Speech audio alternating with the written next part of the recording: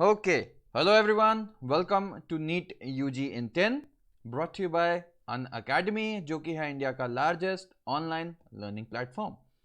यहाँ आपको मिलती हैं daily live classes from the best educators in the country.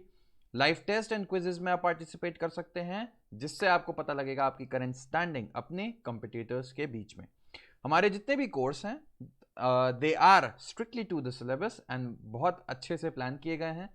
Plus आपको मिल सकता है अनलिमिटेड एक्सेस 24/7 हमारे जितने भी वीडियो लेक्चर्स हैं, जितने भी स्टडी मटेरियल्स हैं। लेकिन उसके लिए आपको करने होंगे दो काम। पहला काम है अन अकेडमी लर्निंग ऐप जाके डाउनलोड करिए गूगल प्ले स्टोर पे जाके या फिर iOS ऐप स्टोर पे। एंड देन सेकंड होगा आपको लेना होगा नीट यूजी का हमारा पेड सब्सक्रिप्शन, जिसके कई ऑप्शंस अवेलेबल हैं 1, 3, 6, 12, 24। तो जैसे ही आप नीट यूजी का हमारा पेड प्लस सब्सक्रिप्शन लेते हैं तो हमारी सारी क्लासेस, सारे स्टडी मटेरियल्स सब हो जाएंगे आपके लिए अनलॉक। और 1 साल या 2 साल का पैकेज सबसे ज़्यादा रिकमेंडेड है, सबसे ज़्यादा पॉपुलर है। और आप देखेंगे कि 1 साल का पैकेज जो सिर्फ और सिर्फ 30,000 का है, उसमें सिर्फ 6,000 और ऐड करके आप पा सकते हैं पूरे 2 साल का सब्सक्रिप्शन। तो स्पेशली जो बच्चे अपनी तैयारी शुरू कर रहे हैं उनके लिए हम पर्सनली स्ट्रिक्टली रिकमेंड करेंगे कि वो 1 साल या 2 साल के पैकेज के लिए ही जाएं। और इतना ही नहीं, अगर आप मेरा रेफरल कोड LOVE10 ये यूज करोगे तो आपको मिलेगा एक्स्ट्रा 10% का ऑफ, जो भी हमारी बेस प्राइसेस है। मेरा नाम लव किशोर श्रीवास्तव है।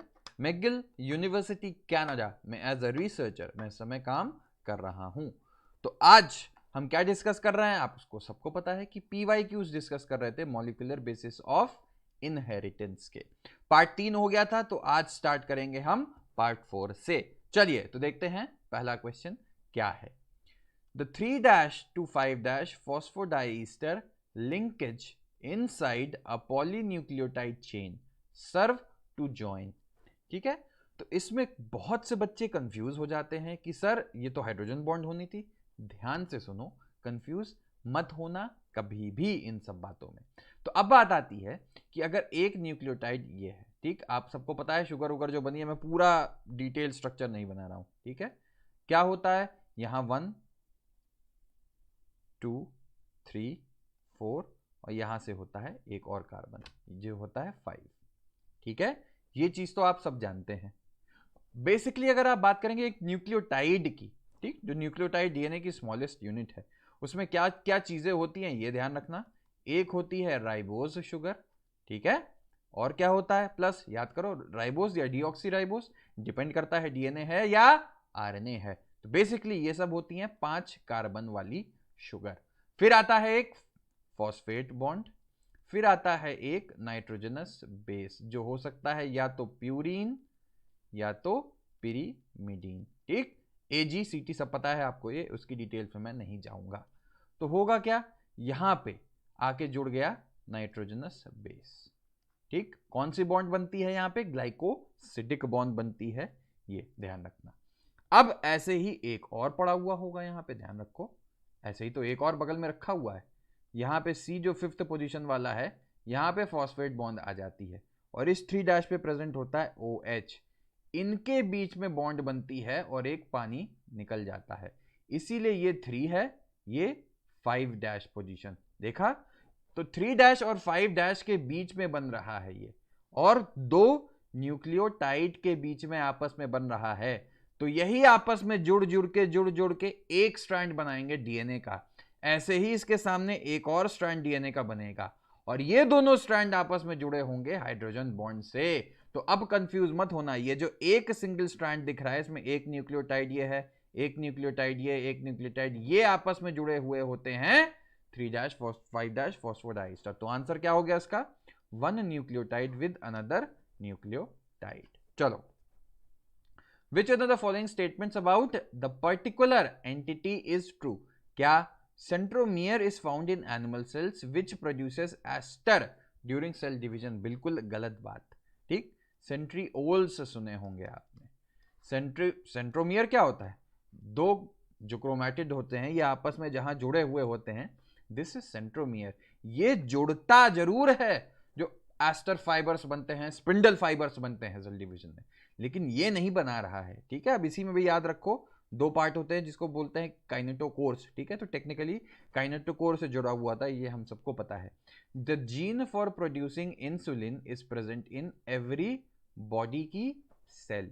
बिल्कुल और बिल्कुल सही है ये स्टेटमेंट, याद रखना। अब फर्क कैसे पड़ता है कि जो भी डीएनए है, ठीक, जो भी डीएनए प्रेजेंट है हमारी बॉडी में, सारी सेल्स में सेम डीएनए होता है, ठीक, लेकिन कुछ एपिजेनेटिक चेंजेस हो जाते हैं, कुछ और भी चेंजेस हो जाते हैं, जिनके कारण से मान लो कि सिर्फ बीटा सेल्स हैं, उन्हीं में इंसुलिन बन रहा है, बाकी में नहीं बन रहा, लेकिन वो डीएनए तो सेम ही होता है। इसलिए जीन जो है वो हर सेल में प्रेजेंट होगा, वो एक्सप्रेस होगा कि नहीं होगा उसके लिए और भी कंडीशंस होती हैं। तो इंपॉर्टेंट पॉइंट है, ध्यान रखना। अगला question, which one of the following pairs of codons is correctly matched with their function or the signal for the particular amino acid? Simple question में क्या पूछ रहा है आपसे कि जो भी कोडॉन है, ठीक, वो क्या अमीनो एसिड बनाएगा। तो मैंने आपको पहले ही बताया था कि ज्यादा कोडॉन्स आपको याद रखने की जरूरत नहीं है, ठीक। दो कोडॉन थे, सबसे पहले आपको याद रखना है जो सबसे इंपॉर्टेंट है। एक होता है जिसको बोलते हैं स्टार्ट कोडॉन, जिसका सीक्वेंस होता है AUG and it codes for मीथियोनिन amino acid, ठीक है। और दूसरा स्टॉप कोडॉन्स याद रखने थे जो होते हैं UAG, UAA एंड UGA, ये होते हैं स्टॉप। ऑप्शन आखिरी देखो, ठीक है। तो अब जीवन में कभी ये सवाल गलत नहीं करिएगा। E. coli cells with mustard Z gene of the lac operon cannot grow in a medium containing only lactose as the source of energy because सिर्फ Z है। और याद करो, जो पूरा स्ट्रक्चरल जीन बनता था उसमें क्या क्या होता है, Z होता है, Y होता है, A है, ठीक है। तीनों के तीनों जरूरी हैं एक फंक्शनल क्या बनाने के लिए, लैक्टोज एंजाइम बनाने के लिए, ठीक है। जो लैक्टोज पे एक्ट करेगा, एंड लैक्टोज पे एक्ट करके क्या बनता है याद बताओ। लैक्टोज जब टूटेगा तो बनता है एक यूनिट ग्लूकोज की, एक यूनिट बनती है गैलेक्टोज की, ठीक है। तो ये इंपॉर्टेंट चीजें हैं, इसमें कंफ्यूज मत होना। तो क्या हो गया, सीधे सीधे आपको बताया था, they can not synthesise functional beta galactosidase, क्योंकि वहां सिर्फ और सिर्फ बीटा गैलेक्टोसिडेज तो बनेगा, but that is not functional. क्यों? क्योंकि परमिएज जो कि आता है Y से और A से ट्रांसएसिटाइलेज वहां नहीं है, ठीक है। आखिरी देखो, what would happen if in a gene encoding a polypeptide of 50 amino acids 25th codon UAU is mutated to UAA, यानी कि ये चल रहा है, आराम से चले जा रहा है पूरी प्रक्रिया, कोई समस्या नहीं आ रही है, ठीक। क्या करता है ये, encoding a polypeptide of 50 amino acids. तो बहुत ढेर सारे इसमें कोडॉन्स पड़े हैं, खचाखच, ठीक है, कोई पंगा नहीं आ रहा है इसमें।